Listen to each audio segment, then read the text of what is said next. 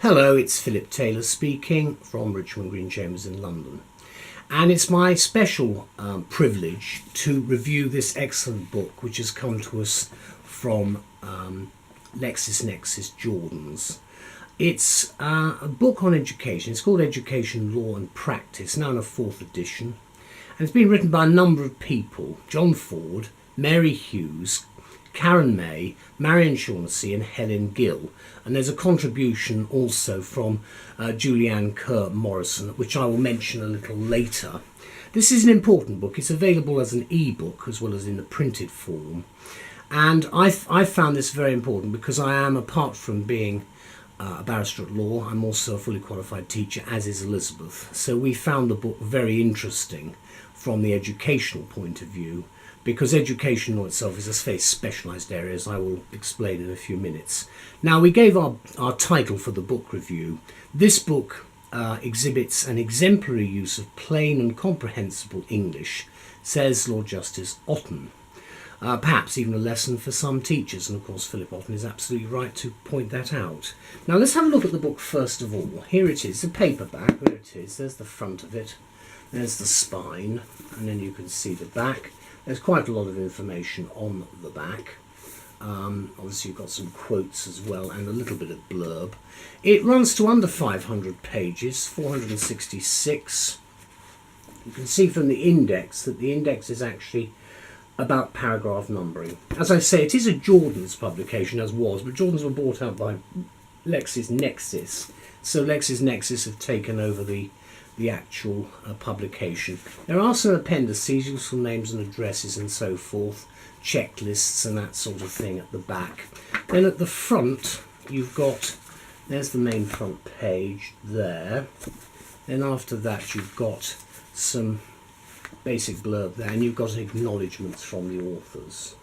Then what you've got after the acknowledgement is a forward to the very first edition, which is some years ago now.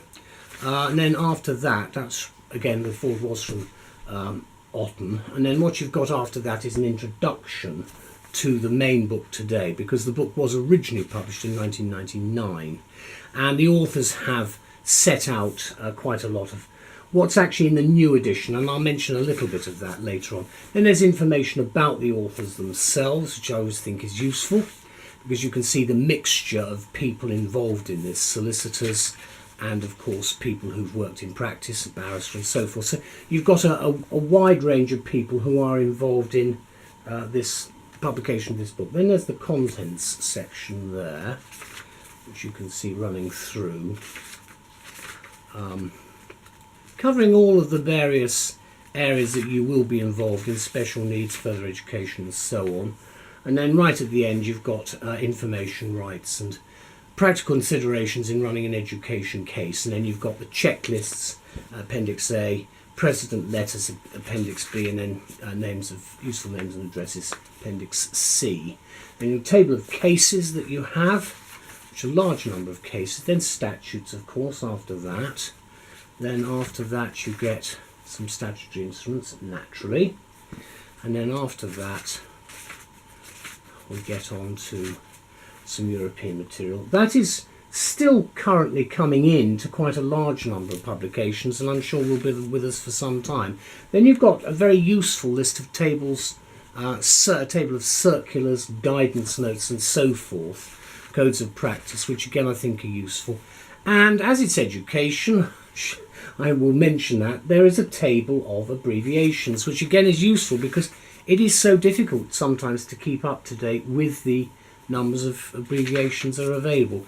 Then you get into the chapters, and I did like the beginning of it because it's a brief history of education in England and Wales. It starts off with the history of the thing. Then you've got, as you can see, if you go into the middle of the book, you can see how it's structured. You've got paragraph numbering at the sides, and then which in fact are just there rather than actually in the right in the margin. Then you've got the actual footnotes at the bottom. Then, as I said, at the back there's a little note there that indicates that it's available as an ebook. It's an interesting book, very much the house style of LEXISNEXIS. Very glad that they are continuing to publish this work, because I think it's very important for anybody, both involved in education certainly, and also involved in any case which may crop up in the education world. And I have to say, having dealt with a number of them, that they are on the increase. There are a larger number of people, certainly unrepresented parties with very limited budgets, who are very dissatisfied with their lot, and they wish to do all sorts of things. And really we need to have something like education law and practice to basically indicate how far one can go, because you will see in the newspapers some cases mentioned which don't really seem to be quite the way in which education law has developed. The idea of suing your professor for the fact you didn't get a first and that the quality of the teaching was bad is going to be, frankly, a very difficult area to prove.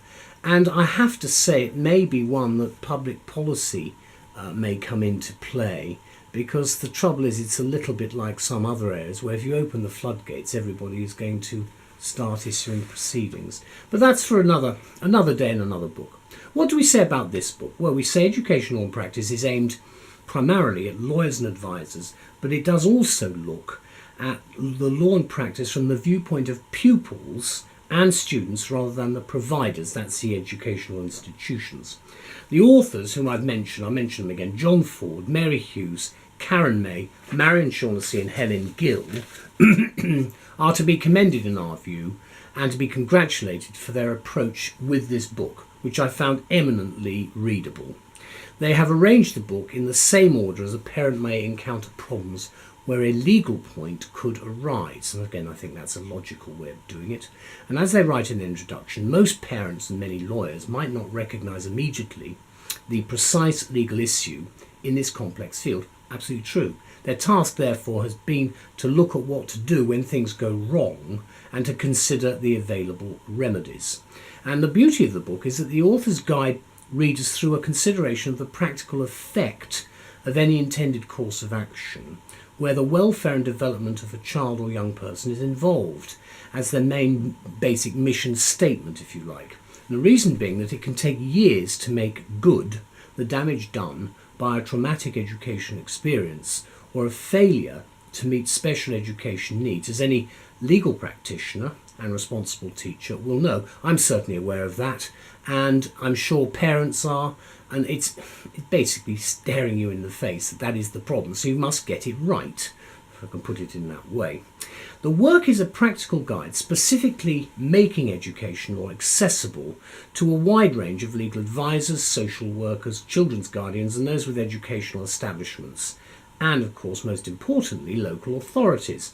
And the fourth edition remains an outstanding introduction to this highly technical field as a complicated area of law where specialist advice and assistance is often required in obtaining expert evidence or making representations on behalf of clients. And it's our view that it's required as a useful reference for all professionals who are advising parents and pupils, as well as schools and governing bodies. And the title, of course, opens with a valuable introduction to the history and structure of the education system, which I think is very, very important to start things off. Before the authors go on to reviewing key issues, including admissions, very important, health and safety, attendance, discipline, exclusion and special education needs, as well as issues specific to further and higher education. And in a nutshell, it encompasses most of what an education lawyer needs as a one-stop shop, without further reference to detailed specifics of a case, which will turn inevitably on the heavy detail which you may get from the loose leaf works. And the new fourth edition for 2016, and I'm recording this in 2017, this review, this is the fourth edition for 2016, has been substantially rewritten by the authors to explain new developments in law and practice, including additional material on new school structures and academies, which will be very helpful, I think, to the uninitiated. There's a review of the new special education needs regime, the SEN regime, and an excellent new chapter on information law, which is at the back, from Julianne Kerr Morrison, who comes from Monkton Chambers. Now, the authors complement their explanatory text with useful precedent letters, that's in the appendix, for professionals acting for parents and pupils, together with relevant consolidated statutory materials, which we found most helpful and time-saving. Now, when the first edition was published in 1999, Lord Justice Otton wrote that at the end of the 20th century, reality has obliged our legislators, local education authorities, educationalists, teachers, and perhaps even judges to look more closely at the law of education and its practice. And it hasn't really changed since then. That's exactly what we're doing, only probably more so. And of course, with very many more people going into higher education, the whole of the system of educational is bound to be re-looked at. Now, Otton's statement remains even more important with the advent of a new government, which may well reintroduce selective state schools. Don't hold your breath on that one, whatever they say. It's one of the serious questions to be asked about the treatment of education as a political tool, as the authors put it, at a time of Brexit with big changes on the way. So we think that the new edition is both timely and fundamental for current educational practitioners in 27. So there's a big thank you to all concerned, that's the authors and LEXISNEXIS. The law's stated as at the 31st of October 2016, and it's available as a book and an ebook. Let's have a quick look at it again. I think it's something certainly every school and every education institution should have a copy of this. There's the back of it again, because it actually does give you a great deal of information. I taught special education needs, so I was very interested in seeing this particular section, this chapter.